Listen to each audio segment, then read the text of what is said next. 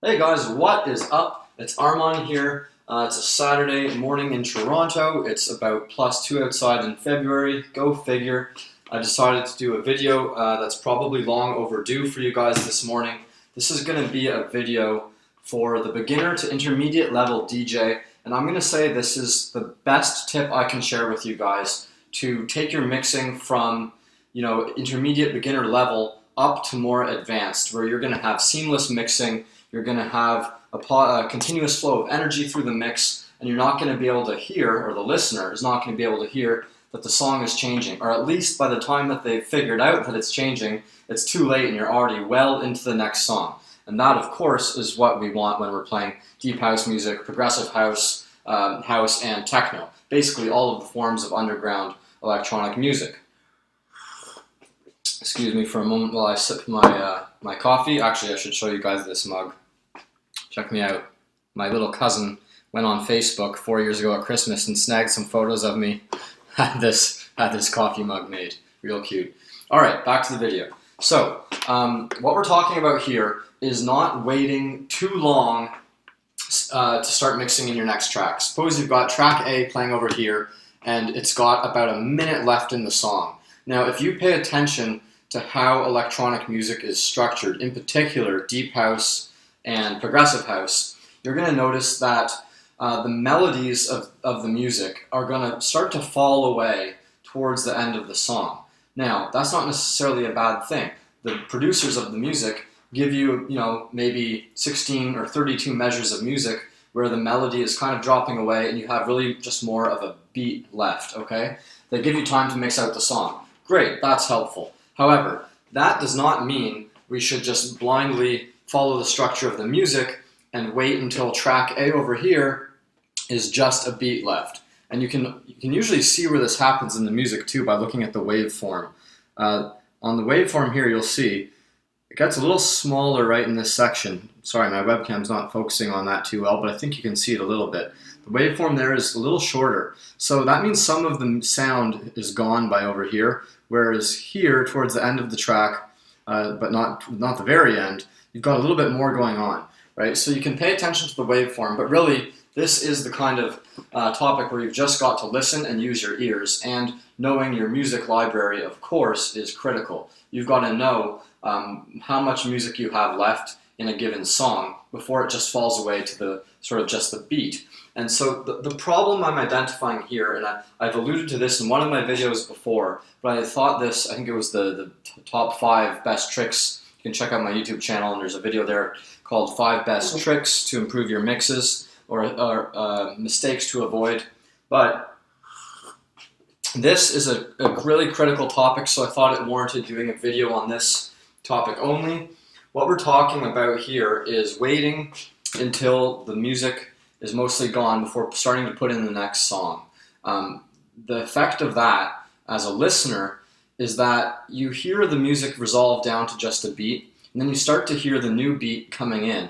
It's a lot more apparent that there's a new beat coming in, A, because there's less going on in the song that's exiting, and B, because you also probably have to mix a little faster in that situation because you've not left yourself quite enough time to do a smooth mix. So as a very general rule of thumb, I'm going to say that when you're playing deep house music, you can start mixing the new track in with, on average, and mind you, this is only an average, about 2 minutes left. Now, if the song has a lot of vocals that go towards till the end of the song, or some more complex melodies, you obviously might have to wait longer. Sometimes you have to start mixing in with only a minute left. But if you're starting to, cue up the next song and hit play over here on track B, when there's only 45 seconds left of the song over here, that's not going to make for a good mix, okay? So I see this with beginner DJs, and frankly, I hear it in nightclubs all the time too. I hear it from openers. You don't hear it from professionals or international DJs much, but I do notice it in clubs, and you can just hear that people are maybe a little bit scared or hesitant to start mixing in the new track when the old track is still banging away at, with a lot of melody going on and some complexity going on. That's understandable. I can understand, and it might even be subconscious that people just want to wait until they hear the music is in a a good moment or a comfortable moment, it sounds ready to have the next song brought in.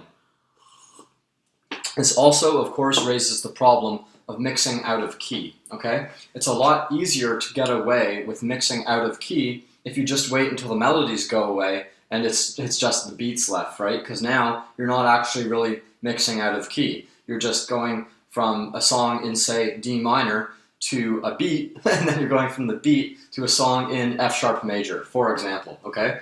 So what I'm going to do today is I'm going to show you, I'm going to record it, I'm going to have my webcam, okay, mounted up here, and I'm going to use my little handy recorder here, Zoom H4n Pro, which is great for recording mixes in clubs if you ever want to do that. I'm going to use that to get you a digital quality out from my mixer so that you can really hear very closely what's going on. I don't want you to just use the webcam microphone to hear this. So I'm going to record that. I'm going to do the video editing work and make it seamless for you guys, and you'll be able to hear what I'm talking about. So I'll either speak over the video with my podcast mic, or maybe I'll throw up some captions on the screen, and you're going to be able to hear what's going on. Now, people are always begging me for track titles, so I will spare everybody the torture of having to Shazam the songs off of YouTube. So we're going to play a beautiful track over here. I've played it in my podcast before. I think it's in Around the Atmosphere 6. If you check out soundcloud.com/justarmon, you'll find all my podcasts there. I've got a shameless self-promotion moment. I've got a Deep House and Progressive House podcast. It's 90 minutes of uninterrupted music. Airs every other week on a Sunday. Gets uploaded onto my SoundCloud page, and it's also on iTunes. Subscribe and follow, please. So, this song sounds like this.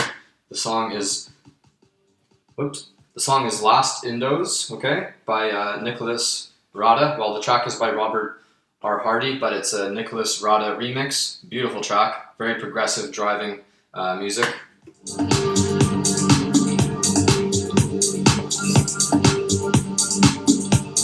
Okay, and the song we're going to play over here is called Distance Traveled by DJ Bora and Brit. Another beautiful track. This track has some vocals.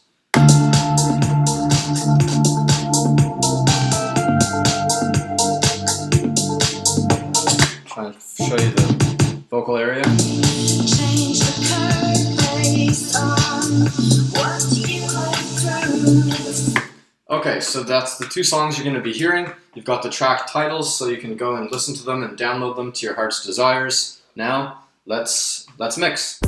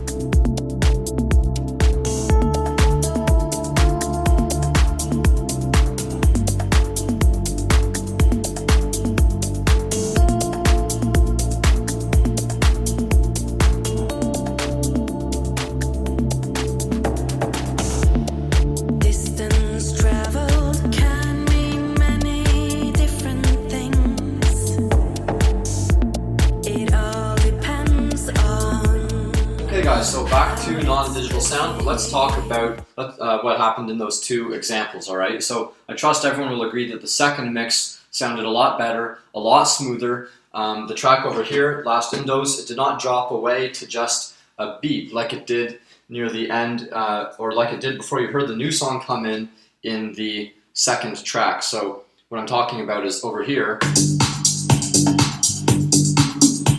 Okay, just a beat and some bass, versus earlier.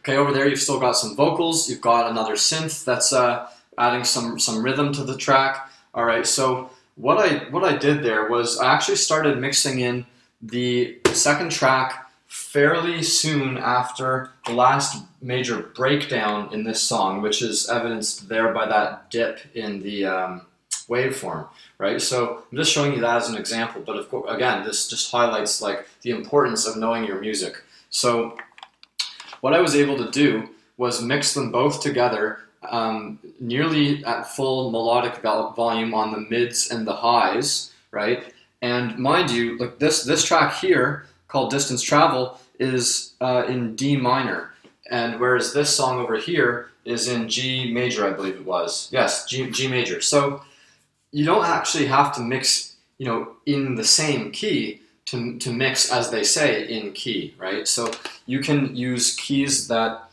step from one another that are comparable, and if you know a little bit about music theory, that'll be easy for you. Or you can study it, and you can find, if you just Google mixing in key, you're going to find a really helpful sort of color wheel. Looks like kind of a pie chart sort of thing that shows you all the comparable key shifts that you can do. And if you keep that handy for a while, or keep it next to your turntables as you're mixing, it could help you to really elevate the sound of your mixes. But best thing in terms of practice, I would say, is to use your ears. Don't even worry about finding out what key the song is in. Use your ears to try and tell you whether or not these are two songs that are going to sound good together, or whether they're going to clash.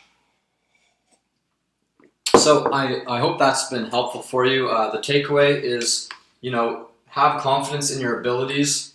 Start trying to mix earlier, because you're going to maintain the energy level and the volume level a lot better in your mixes, and it's going to make your mixes a lot more seamless, and people aren't going to notice that you're mixing.